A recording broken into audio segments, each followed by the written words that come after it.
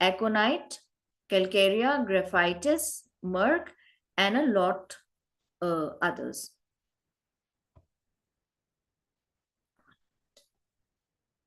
Yes.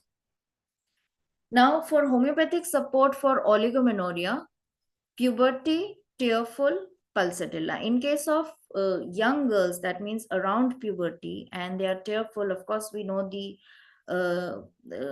characteristic of pulsatilla, that is, they are very tearful, they want sympathy. So, if such cases, we have to prescribe pulsatilla. Okay, in case of oligomenorrhea. Then climaxes and congestion, we see lachesis and sepia present. So in case of elderly women around the climaxes or around the menopausal age, we have to think of lachesis and sepia, where they tend to have periods which are coming in 2 months or 3 months or like that. Then anemic and delicate females, we have to think of calcarea fos, coculus, and graphitis. For ovarian edema, epis. Epis is a very important remedy for ovarian edema, where if the patient comes up with an ultrasound also where ovarian edema is present, then you can think of epis and thuja. Of course, thuja is also an important remedy. Then you can, according to the side also, it is very important. Thuja is generally a left-sided and epis is generally a right-sided. Then chronic psoric state, sulfur, and weak spine and stitching pains, Kalikar. Now the fourth is hypomenorrhea. It is a condition when the menstrual bleeding is unduly scanty and lasts for less than 2 days. That means the quantity is less. It might come on time. It might come in every 28 days, but whenever it comes, the quantity is very, very less and the duration is also very less. So female menses scanty. Now you can see there are so many subrubrics, and according to the subrubrics, you can select the remedy for your case. Nux moscata, you can see, is prominent in so many subrubrics. For weakness, for fright from, in hysterical women, in exertion from, so many subrubrics, Nux moscata is indicated. Then homeopathic support for hypomenorrhea, too short. When the periods are too short, there is another rubric, short 2, that is lasting only for 1 to 6 hours only. There is single remedy, Lycopus virginica, mentioned here. Then for 2 days, epis, antimtart, and veratrum, and this manganum. Then 2 or 3 days sepia, 3 days sepia, 3 or 4 days lachesis. So accordingly, you can select your remedy.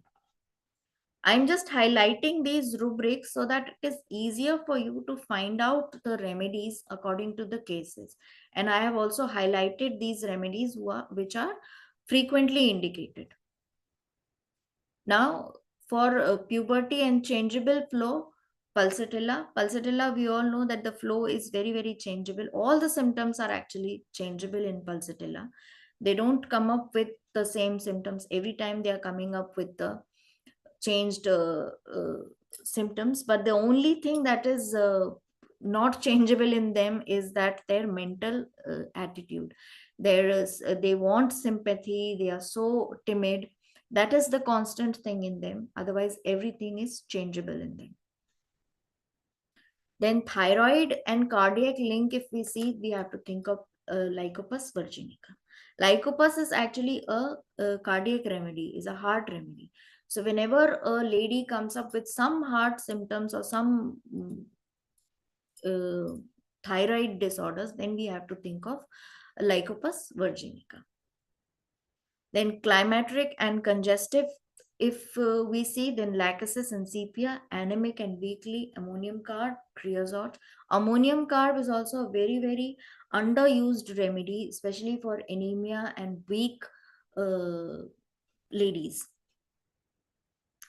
Then chronic psoric venous stasis, that is sulfur. Then polymenorrhea. Polymenorrhea is frequent or too early menses, that is too soon.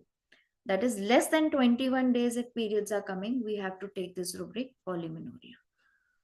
So if it is 2 days early, 3 days early, 4 days early, 5 days early, so accordingly there are so many sub rubrics given. So this you have to check out with your patient, and they have to be very sure whether it is regular or it is irregular. That is also one thing. Sometimes it is 4 days early, sometimes it is 10 days early.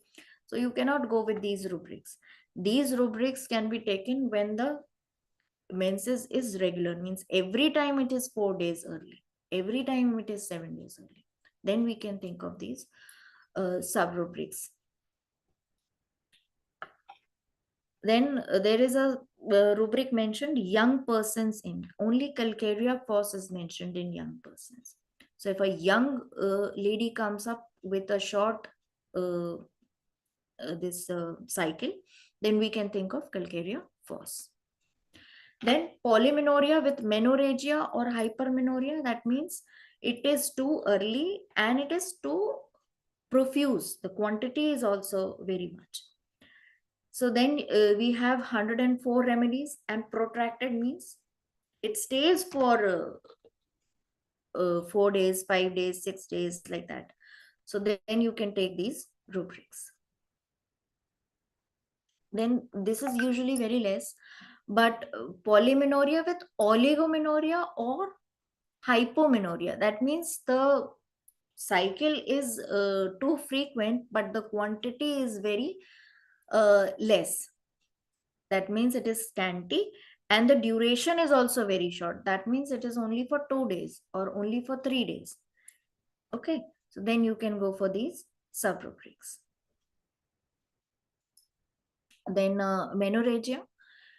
Menorrhagia, we see where the menses is occurring for more than 5 days, 6 days, 7 days, like that. So we have to take protracted or prolonged rubric here. So according to the number of days it is prolonged, you can take the sub rubrics. Senecio is present here for 8 to 9 days, lachesis and senecio. In bold it is given. And 8 to 10 days, sepia is present in bold along with platinum. In such cases, this calcarea carb and lachesis, sabina usually when they have the mixed kind of menses where clots are also present and the fluid is also present, then we can think of sabina. And Thalaspi bursa pasteuris is also a very, very important remedy here. Then in case of metrorrhagia is what? Bleeding between the periods. So this is not actually a period. This is bleeding. This is bleeding in between the two periods. So sometimes bleeding is so much that it is lasting until the next period. So that is also an important thing in some patients. One patient came to me. She had periods for the entire month. The one period was ending and then she had bleeding in between. So only 1 to 3 days only she was there without the menses. So between menstrual periods, you have 44 important remedies. Calcarea is present in bold. Hemamelis is there because it is also a remedy for this venous hemorrhage. Then chamomilla is present, sabina is present, Thalaspi bursa pasteuris is present, silesia is also present. Now, in case of cachectic women, we see nitric acid and Cicalcor, and in case of cancerous affections in creosote, medorinum, phosphorus, Thalaspi, and Ostilaco is there.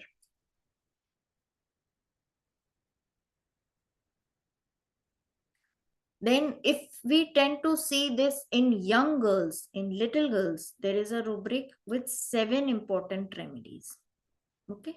So all the rubrics important I have mentioned and I have highlighted them. Now, if there is bright red profuse clots with pains, you have to think of Sabina. This is my this thing clinical remedies that I use very frequently and I think of. So you can say this is my therapeutics kind of thing, which I have listed after every topic. So bright red and profuse clots with pains, you have to think of Sabina first. Then dark passive venous bleeding with sore bruised uterus, think of Hemomelis first. Then when there is dark stringy blood, think of Ustilago. Dark offensive relaxed uterus, think of sepia. Emotional excitable women, clotted bleeding, think of Ambragracia. Now we come to our eighth and the last abnormality, menstrual abnormality, where the premenstrual symptoms, uh, premenstrual syndrome, where the symptoms of PMS are prominently seen. So I have listed them under a table where the emotional symptoms are given in one category and the physical symptoms are given in the other category.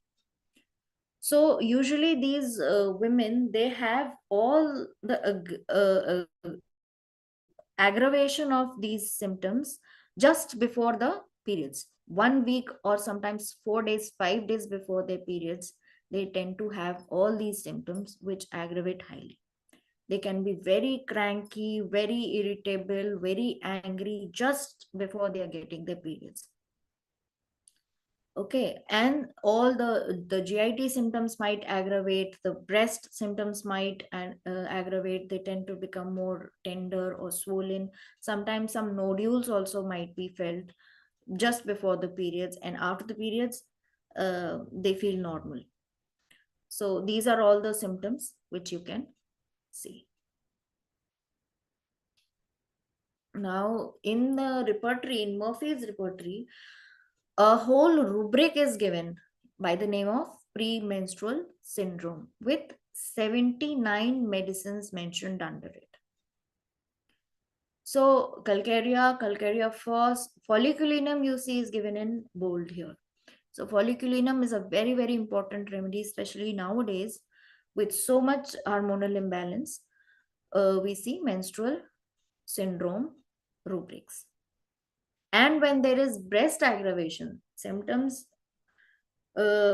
pointing to breast aggravation, then we think of 10 remedies given here: Kali Carb, Kali Mure, Lac Caninum, Phytolacca. Phytolacca is also a very important remedy for nodules. Okay, when small nodules are present, Phytolacca is a very, very important remedy. So, in case of homeopathic support for PMS, we have to think of lachesis when the lady is very, very irritable and she has relief from the flow.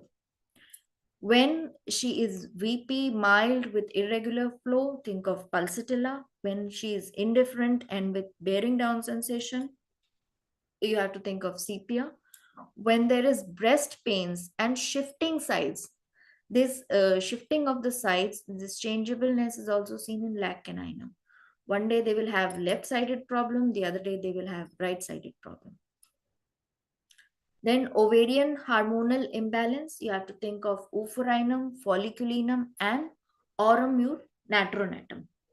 Aurum natronatum is also a very, very important remedy. Especially, it has a special action on the uterus. Okay. Then flatulence and bloating, lycopodium, silent grief, natromure, and spasmodic cramps, you have to think of cuprum. And in case of restless feet and legs, you have to think of zincum. Now, this is a summary of whatever we have been going through up till now. We were dealing with the precocious puberty initially, and the important remedies are mentioned here. Then we dealt with the delayed puberty. Again, the important remedies I have mentioned. Then the third part, we were dealing with the menstrual abnormalities, under which 8 menstrual abnormalities we had studied. So all the important remedies, I have listed them in this table or chart, so you can go through this. Now the last part, the fourth that part that we were dealing with were PCOD and PCOS.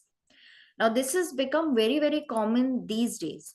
When I was a student, we never used to see these cases that frequently. It was known as teen Leventhal syndrome, and it was considered as a very rare syndrome, not usually seen. But in the last decade, we have seen that this PCOD and PCOF have risen drastically, and it is like an epidemic now of PCOS and PCOD. Every one girl in 5 to 6 girls is suffering with PCOD and PCOS.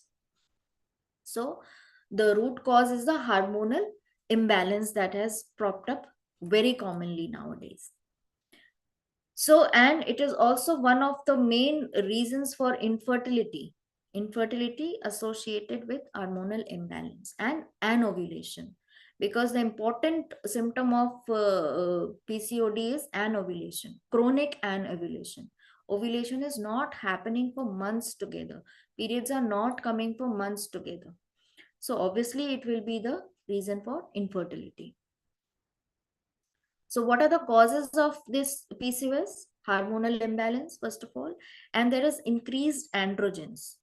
Not just this, the missing of the periods, but for PCOS to occur, you have to have an increased androgens. If the androgens are normal, you cannot classify it as a PCOS. Then insulin resistance is also one thing which is very highly associated with PCOD. These women tend to develop diabetes in a later age. Then genetic predisposition, lifestyle factors, poor diet, lack of exercise, sedentary lifestyle, etc. Then toxin accumulation, fetal exposure to male hormones. All these are causes of PCOS and PCOD. Then what are the clinical features of PCOD and PCOS? The first and the most important is delayed or irregular periods, oligomenorrhea, and hypermenorrhea. Then there is no sign of periods for months together. This is very important. Whenever PCOD cases come to us, they say that for 3 months, for 4 months, for 6 months together, they are not having periods. And there is no sign also. They don't feel like they are having periods. Then they develop unwanted facial hair, especially around the chin, etc. They develop hair. They can have severe acne or oily skin. And another important feature is excessive weight gain or obesity. These women, 80% of these women, they tend to gain weight. They will gain weight over the time. Then they will feel fatigued. They look fatty, but they feel very weak inside. They don't have that stamina. There is lack of stamina. Then when we go for the ultrasounds, we can have these ovarian cysts present in the ovaries, one or both the ovaries. Then high androgens, again, if we go for the hormonal assays, the testosterone levels will be very high. So this is another important clinical feature of PCOD, PCOS. Then fluctuating mood, feeling stressed and depressed, discoloration of the skin, uneven skin tone is present in PCOS, hair thinning and loss of scalp hair, and insulin resistance or diabetes. So these are some important features. Then how do you diagnose? The main and the important source is the history of the patient, then the examination of the patient, ultrasound, of course, ultrasound where we see that there are a lot of follicles present in the periphery of the one or both the ovaries. Then blood tests, the hormonal assays, and the glucose levels. So this is the way we diagnose PCOS and PCOD. Then it is also one of the important causes, as I said, of infertility in females. So ovarian causes alone account for 45% of the infertility cases in females. Then tubal causes are 35%, uterine causes are 5%, and other are 15%. So we see PCOD is a major reason for infertility in females because of anovulation, because there is no ovulation. Then hormonal imbalance disrupts the egg development, and insulin resistance further aggravates the reproductive dysfunction. Then, if we try to find out PCOS and PCOD in repertory, there is no single rubric. Okay, so the first rubric you will search for is the suppressed menses that I have already mentioned before. And after that, a lot of other rubrics will help you select your remedy. So I have mentioned them. So one is the face, hair, facial. On the face of these women, they have a lot of facial hair. Okay, especially around the chin, if they have hair, there is a single remedy given, Oleum jacoris. And upper lip, also again a single remedy, Oleum jacoris. Then mustache women in, we have 5 remedies: cortico, natramure, sepia, thuja, and thyroidinum. So these are 5 important remedies you can think of, and along with Oleum jacoris, whenever you have hirsutism or facial hair in women or girls.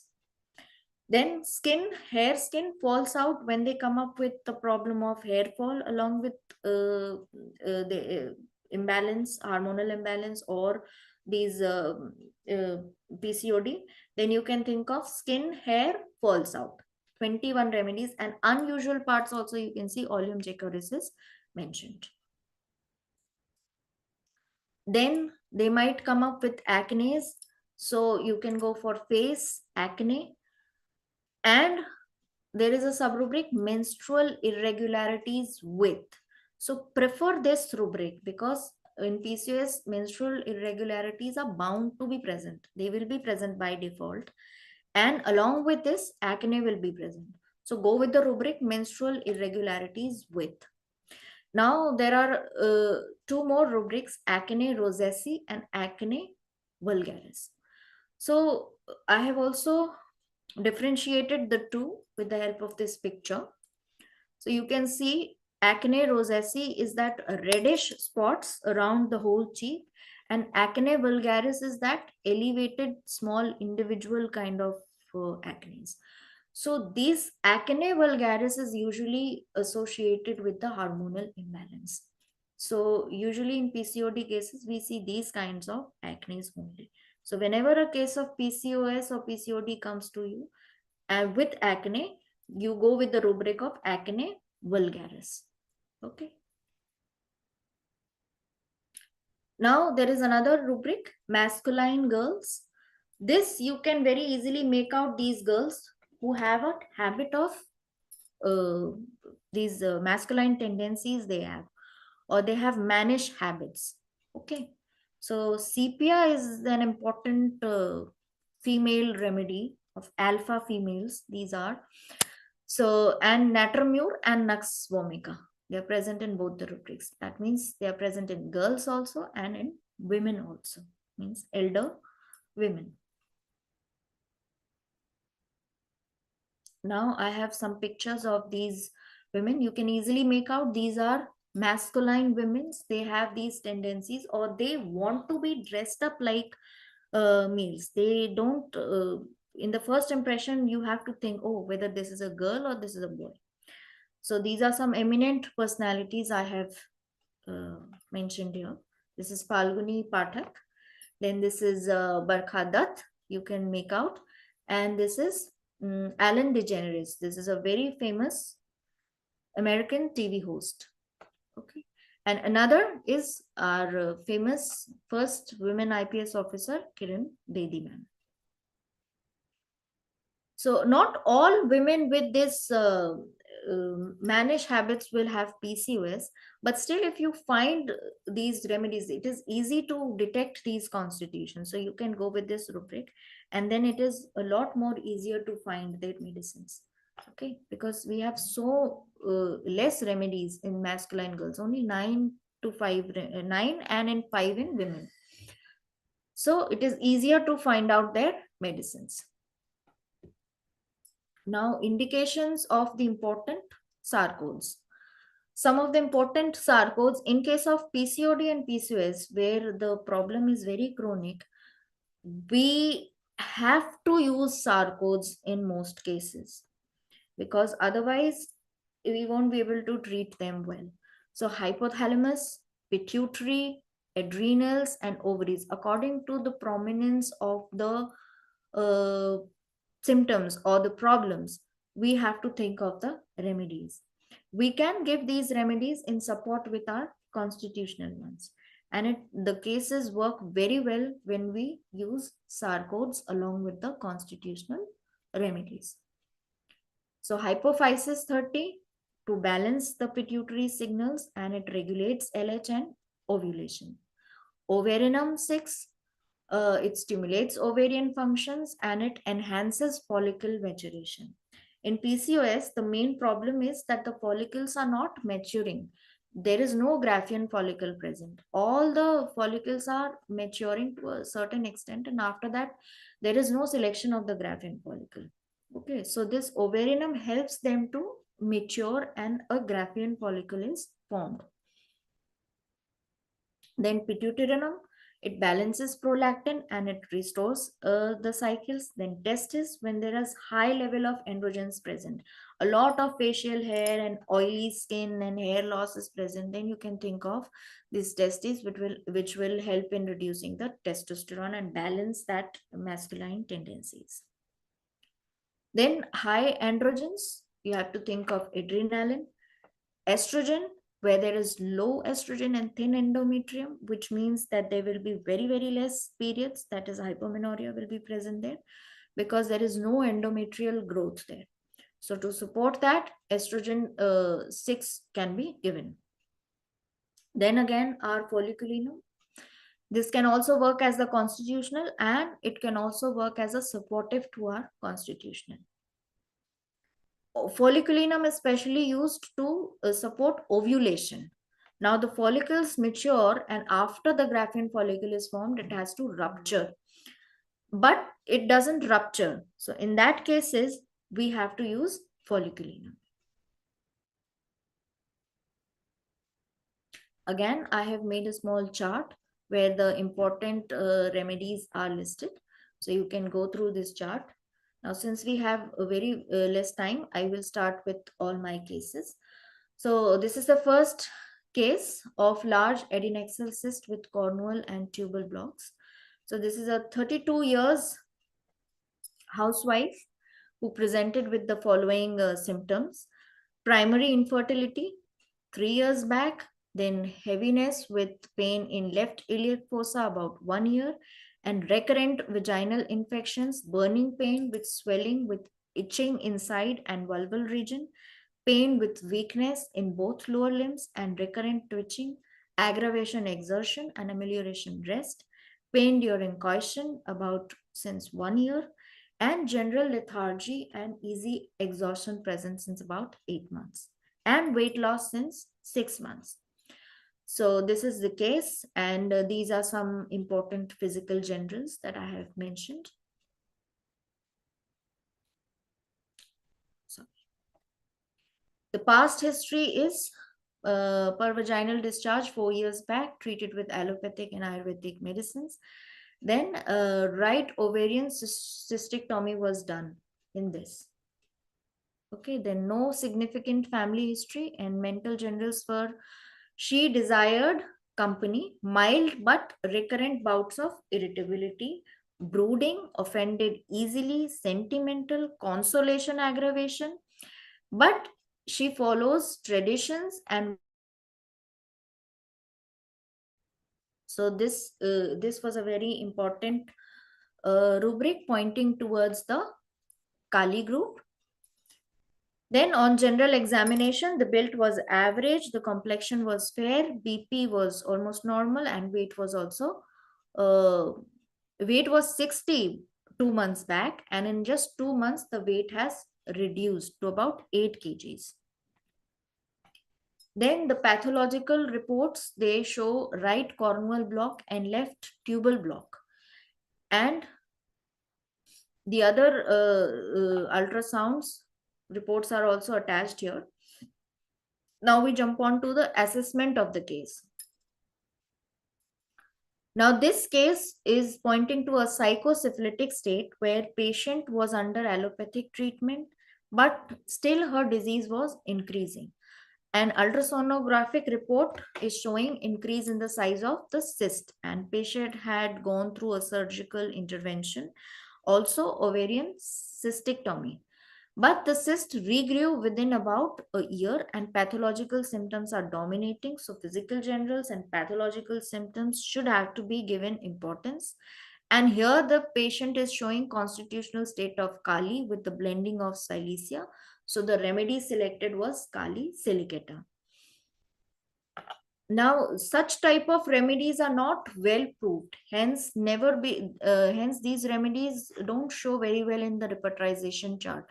Whenever we do the repertorization, only the common polycrests are shown. These some of the non the remedies which are not proved very well, or small remedies, they are not shown properly in these repertorization charts. So in this way, this remedy was selected. These are the physical generals, the mental generals, and the particulars which are pointing towards Kali silicata, and the remedy was prescribed. And after the prescription of the medicine, here are the reports. These are the previous reports, and where you can see the large ovarian cyst, and this is the normal study after the medicine. So, the study of materia medica and understanding the medicine has a patient with selecting keynotes and important symptoms to select a remedy is the most appropriate way for prescribing, because repertory, of course, repertory has limitations. We have to have knowledge of materia medica, because without the knowledge of materia medica, we won't be able to judge whether the repertorial the result which has shown, it is right or wrong. Or even if it is right, we have to think whether the prominent similimum presently is the second one or the third remedy which is coming up in the chart. So this is totally depends upon the discretion of the physician, and it comes only with the knowledge of materia medica. So you have to have knowledge of materia medica. Okay, so this is the first case. Now we come on to the second case. This is the PCOD and infertility case. So this is a lady of 33 years, housewife with secondary infertility, and she had a miscarriage at 3 months of age. The third month, and she was married 5 years back. She has developed irregular menses since last 1 year, and she also had leukorrhea with extreme weakness, low libido, and facial hair on the chin. This was all the symptoms of the patient. Then we have the physical generals. Now the important thing was that she was very weak, and she had a history of miscarriage in the third month. This was very important. Okay, and this was secondary, this was a case of secondary infertility. That means she was not able to conceive also. So she was given syphilinum 1 m single dose, and after that sepia 1 m was given, and elytris ferinosa was given to her in 6 potency in repeated doses. So after that she conceived also, and she carried the pregnancy to full term and delivered a healthy baby boy. So elytris ferinosa is a very, very important remedy where we see where there is extreme weakness with heaviness in uterus. There might be prolapse also, and because of the weakness of the uterine muscles, there can be habitual abortions also. Okay. Now we come on to the third case. This is a case of recurrent UTI and stress incontinence. So a 29 years housewife, she presented with the following complaints. There were burning urination. She has had UTIs multiple times in last 2-3 years. Okay. So she had burning urination. And there was also constant urging to urinate since her last delivery. About 1 year ago she had delivery, and after that she constantly she felt that she wanted to urinate, And she also had stress incontinence. That means she passed a few drops of urine while coughing and sneezing, etc. Okay, no prominent other history or other symptoms were present, and the physical generals were taken. And after the repertorization, the main remedy came out to be staphysagria, and it is also present as a single remedy. Oh, sorry, along with opium, just two remedies after childbirth, means urging to urinate constant after childbirth.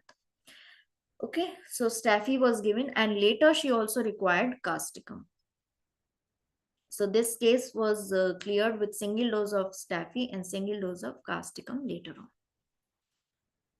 Now, Staffy and casticum are also complementary remedies, and casticum is actually the chronic of Staffy.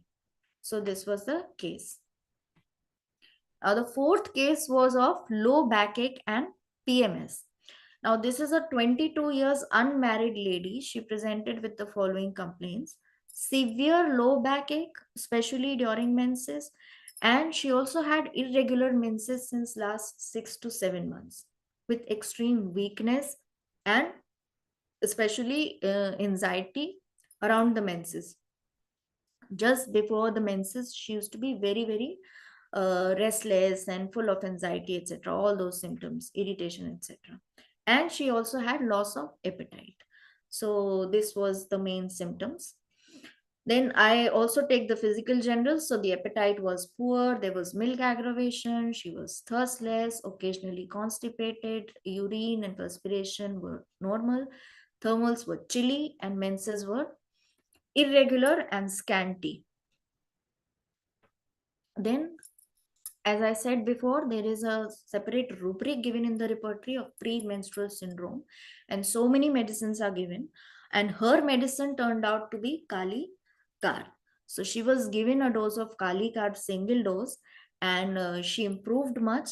And Kali Carb had to be repeated once again in a gap of 2 3 months. So she was very well taken care of with Kalikar. All her backache relieved, and all her menstrual symptoms, the premenstrual symptoms that were aggravating, they were also relieved. Now, the fifth case is of leukorrhea before puberty. Now, this was a child of 10 years old girl. She was brought by her mother. The mother was also my patient, and she brought her child, 10 years old. She was complaining of white discharge.